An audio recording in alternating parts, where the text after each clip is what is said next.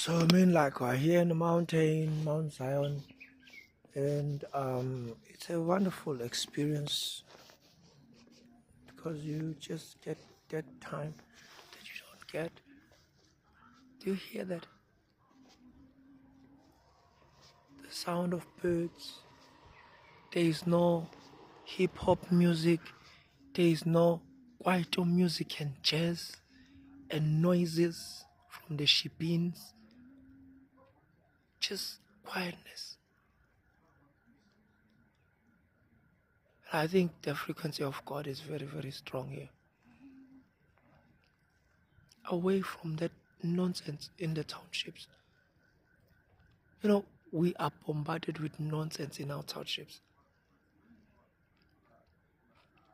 But it's only for a time being because we're working extremely hard to get out of there and go to places where you can actually be with God, away from the industries, away from the deception, economical deception, ideological deception, capitalism, socialism, communism, all these ideas that are the same sun that melts the ice shall harden the clay. It's a system that benefits others at the expense of others. And that is just that. Unfortunately, many of us will never realize that. Over and above that, there are people who are consistently suffering poverty. And we must also know that it should be everybody's struggle not to stay for too long in poverty. When you're reading the book of Judges and Genesis, God did not allow the children of Israel to stay too long in poverty or in slavery. Well, that happened in Genesis, so he had to train the generation or the genetic code of slavery from the children of Israel right after they were in Egypt. That is why others perished in the wilderness, because God was sifting, training that mentality. So it is each and everybody's duty to say, this ends with me because my genealogy or my bloodline is in danger of having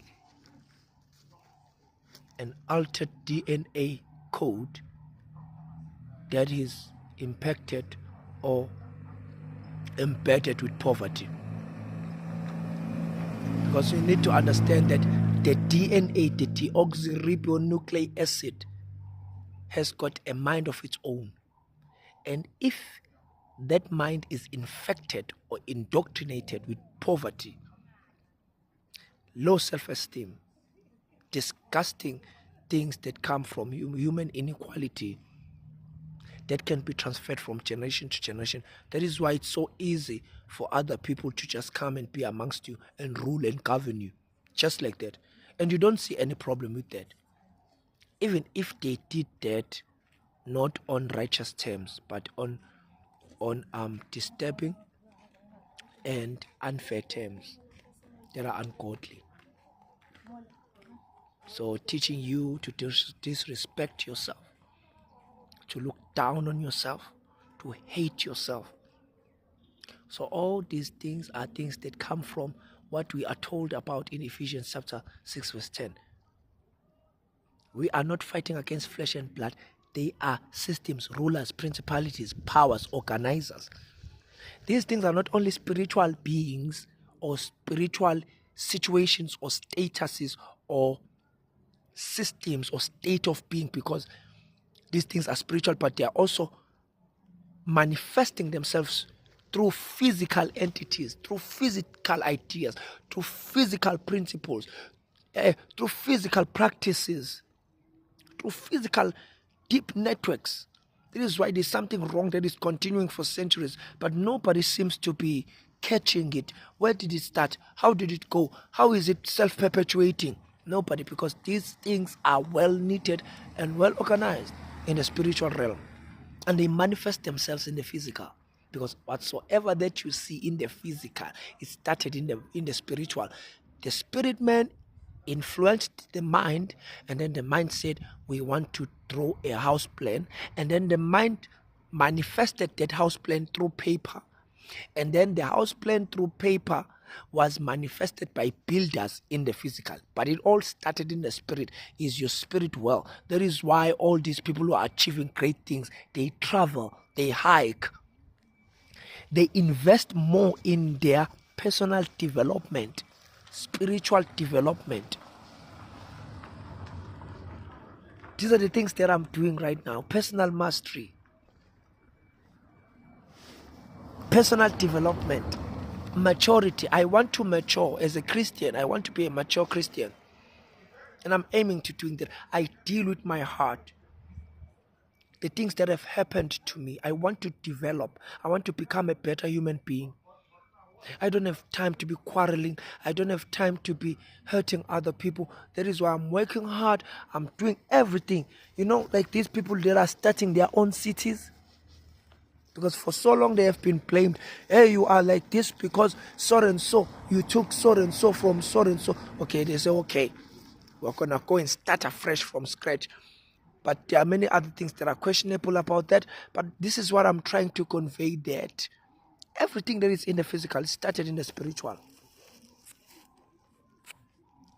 Awuqhamuki nje usu yilento, but qala kamoya. Personal development, spiritual. They achieve so many great things. You find them in the symphonic orchestra. I've been showing you in my post. Symphony, you find them in all these things, in all these disciplines, in all these discipline demanding skills that demand that you sit down, take time, humble yourself, call yourself to order, tame your mind, and domesticate your mind. Do not have a wild brain or a wild mind. Have a mind that is trained. Sit down. What does that do? That even allows people to give things up. I've done this for so and so years and I've become a master of it. Let me train others and step aside and watch them grow. I'm taking a different course now. There is no stagnation. You know, when someone does one thing for the rest of their life, one thing, no, give it up. How? Take it to the next level. You are a pastor. Now become the advisor of other pastors. After that, become a monk. After that, become a businessman. As you go along, after that, become a philanthropist. After that, become a volunteering president. Doesn't get paid, doesn't get anything, but he's just doing the job. After that, become a Sunday school teacher.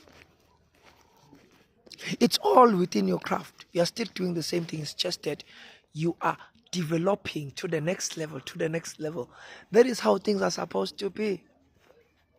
And that is why there are people who never age. Because they've seen the fountain of youth. That's what I'm telling you. If you apply these things, they'll work. The people who never age. Because they're not stuck. They don't stagnate. Stagnant waters are dangerous. Poisonous too.